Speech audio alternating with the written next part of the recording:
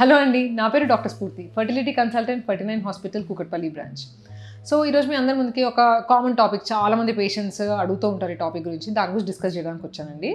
అదేంటంటే embryo transfer గురించి. Fresh embryo transfer అంటే ఏంటి, ఫ్రోజన్ ఎంబ్రియో ట్రాన్స్ఫర్ అంటే ఏంటి, డిఫరెన్సెస్ ఏంటి అనే దాని గురించి మాట్లాడదాం. సో నార్మల్గా ఎగ్ పికప్ అనేది ఒక ఇంపార్టెంట్ స్టెప్ అండి. ఐవీఎఫ్ ట్రీట్మెంట్కి వెళ్ళినప్పుడు ఫస్ట్ ఎగ్స్ అనేది పికప్ చేస్తాము. అండ్ ఒకవేళ పికప్ చేసిన సైకిల్లోనే ట్రాన్స్ఫర్ చేస్తే ఫ్రెష్ ఎంబ్రియో ట్రాన్స్ఫర్ అంటాము. లేదు, ఒకవేళ అవన్నీ ఎగ్స్ ఫ్రీజ్ చేసి నెక్స్ట్ కమింగ్ సైకిల్స్లో ట్రాన్స్ఫర్ చేస్తున్నామంటే అది ఫ్రోజన్ ఎంబ్రియో ట్రాన్స్ఫర్ అంటాం. సో ఎవరెవరికి ఫ్రెష్ ట్రాన్స్ఫర్ చేయొచ్చు, ఎవరెవరికి ఫ్రోజన్ ట్రాన్స్ఫర్ చేయొచ్చు అనేది చూద్దాం. సో ఎవరికైతే నార్మల్గా ఇప్పుడు ఐవీఎఫ్ మనం ఎందుకు స్టార్ట్ చేసాము, ఒక్కొక్కసారి ఎగ్స్ చాలా తక్కువ నేను స్టార్ట్ చేస్తాం.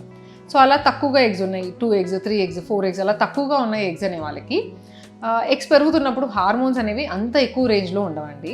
సో హార్మోన్స్ నార్మల్గా ఉండి ఎగ్ పికప్ టైం వరకు హార్మోన్ టెస్ట్ చేసినప్పుడు అవి నార్మల్గానే ఉన్నాయి, మరీ హై లెవెల్లో లేవు. అండ్ ఆల్సో లైనింగ్ కూడా 3 lines నీట్గా బాగుంది అన్నప్పుడు ఫ్రెష్ ట్రాన్స్ఫర్ అనేది అంటే ఏ మంత్తో పికప్ చేసామో ఒక 3 days అంటే ఎగ్ పికప్ తర్వాత 3 days కానీ 5 days కానీ ల్యాబ్లో కల్చర్ చేసి ఫామ్ అయిన ఎంబ్రియోని, ఇప్పుడు 1 embryo 2 embryos ఎన్ని వస్తాయి అన్నీ సేమ్ మంత్లో అన్నీ బాగున్నప్పుడు, క్రైటీరియా అంతా బాగున్నప్పుడు సేమ్ మంత్లో ట్రాన్స్ఫర్ చేసుకోవచ్చండి. సో దాన్ని ఫ్రెష్ ఎంబ్రియో ట్రాన్స్ఫర్ అంటాం.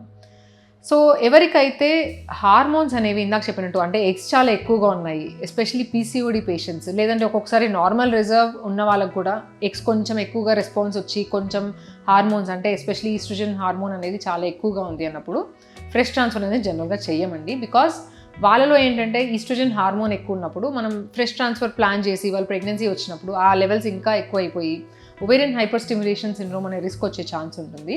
సో దీనిలో ఏంటంటే వాటర్ అంతా పొట్టలో అక్యుములేట్ అయిపోయి పేషెంట్కి కొంచెం డేంజరస్.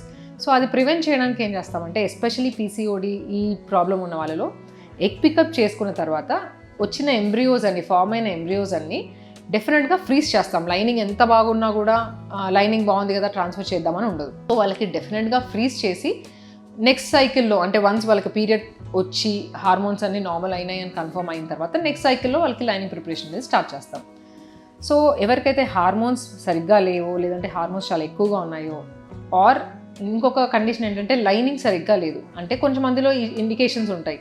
ఇప్పుడు వాళ్ళకి ఐవీఎఫ్ చేసినప్పుడు ఆ ఇంజెక్షన్స్ ఇచ్చిన టైంలో ఒకవేళ పాలిప్స్, పెద్ద పెద్ద పాలిప్స్ అంటే గర్భసంచి లోపల కాయల్లాగా ఉన్నాయి, లేదంటే గడ్డలు పెద్ద సైజులో ఫైబ్రాయిడ్ గడ్డల్లాగా ఏమన్నా ఉన్నాయి, లేదంటే లైనింగ్ ఆ 3 లైన్లు అనేది క్లియర్గా లేదు, లైనింగ్ చాలా థిన్గా ఉంది, లేదంటే చాలా థిక్ అయిపోయింది, ఇలా ఏమైనా ఇష్యూస్ ఉన్నప్పుడు మనం fresh transfer even though hormones normal ఉన్నా చెయ్యమండి. బికాస్ ఎంబ్రియోస్ బాగుండాలి, లైనింగ్ బాగుండాలి, అప్పుడే సక్సెస్ రేట్ అనేది మనకు బాగుంటుంది. సో ఎంబ్రియోస్ మంచిగా వచ్చి లైనింగ్ బాగాలేదు అనేసరికి మనం ఫ్రెష్ ట్రాన్స్ఫర్ హడావిడిగా చేసేయాలని ఉండదండి.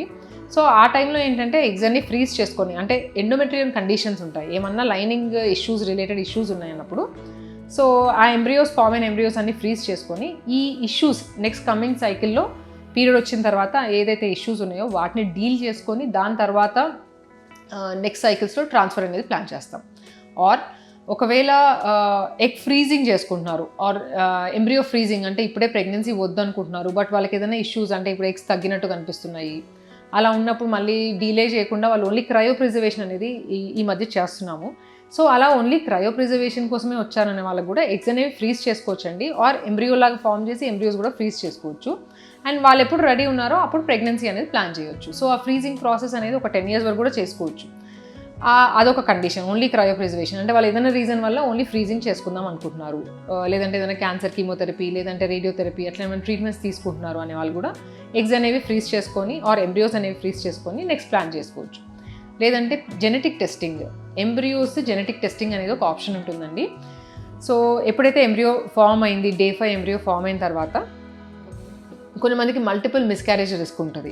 అంటే చాలాసార్లు ముందు మిస్క్యారేజెస్ అయ్యాయి, లేదంటే చాలా సార్లు నెగటివ్ ట్రాన్స్ఫర్స్ అయ్యాయి, లేదంటే ఏజ్ చాలా ఎక్కువ ఉంది, ఇలా ఏదైనా ఇండికేషన్స్ ఉన్నప్పుడు వాళ్ళకి జెనెటిక్ టెస్టింగ్ అనే ఆప్షన్ ఉంటుందండి. సో ఆ ఆప్షన్కి వెళ్ళాలనుకునే వాళ్ళు కూడా బికాస్ జెనెటిక్ టెస్ట్కి తీసి మెటీరియల్ పంపించినప్పుడు వెంటనే రిపోర్ట్ రాదండి, ఆ రిపోర్ట్ రావడానికి మినిమం 15 to 20 days పడుతుంది. సో ఈలోపు మనం ఎగ్స్ అనేవి ఎంబ్రియోస్ అనేవి బయట పెట్టలేము కాబట్టి దాన్ని ఫ్రీజ్ చేసేస్తాం. అండ్ ఆ రిపోర్ట్ రాగానే రిపోర్ట్ నార్మల్ ఉంది అన్న ఎంబ్రియోస్ అన్నింటినీ ట్రాన్స్ఫర్ చేసుకోవచ్చు ఇమీడియట్ సైకిల్స్లో. సో ఇలా జెనెటిక్ టెస్టింగ్ చేసుకోవాలి అనే వాళ్ళకి కూడా ఈ ఫ్రోజన్ ఎంబ్రియో ట్రాన్స్ఫర్ అనేది అడ్వైస్ చేస్తాము. ఆర్ ఇందాక చెప్పినట్టు ఇంకేమన్నా లైనింగ్ రిలేటెడ్ ఇష్యూస్, లేదంటే పేషెంట్కి ఇంకేదైనా హార్మోనల్ ఇష్యూస్ ఉన్నాయి, అన్కంట్రోల్ థైరాయిడ్, లేదంటే షుగర్స్ ఇంకా కంట్రోల్లో రాలేదు, అలా ఏదైనా ఇష్యూస్ ఉన్నాయన్నప్పుడు కూడా ఎంబ్రియోస్ అనేవి ఫ్రీజ్ చేసుకొని తర్వాత ట్రాన్స్ఫర్ చేస్తాం. సో ఇదండి. ఇంకా ఈ టాపిక్ మీద మీరు ఏమైనా డౌట్స్ ఉంటే మీరు మమ్మల్ని సంప్రదించవచ్చు. Thank you.